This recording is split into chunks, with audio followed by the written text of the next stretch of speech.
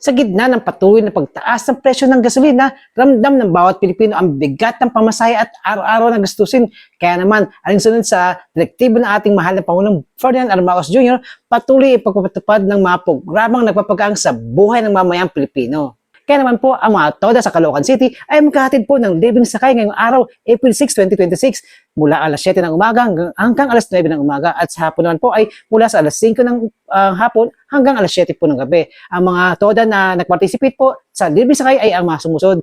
Ang Rabas TODA nang mula sa Bustamante Street sa may SM Grand Central sa Barangay 86 I mean. So sa DAR TODA along Dagat-Dagatan, may Paho, Caloocan City sa Barangay 35. At ang Matoda naman po ay mula po sa may Malbar Street, sa may Bagong Baryong, Barangay 1, Barangay I Love You.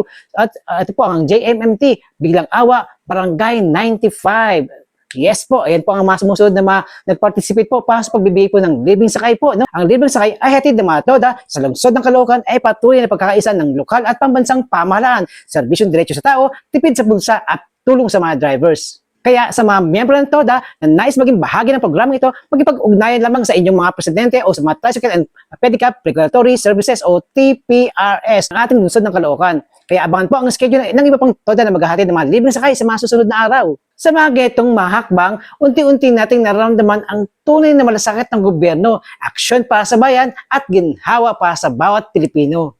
Dahil ito sa aksyon at malasakit ng ating mahal na Mayor Arlong Malapitan at sa pamumuno ng ating mahal na Pangulong Bongbong Marcos upang mapagaan ang pamumuhay ng bawat Pilipino.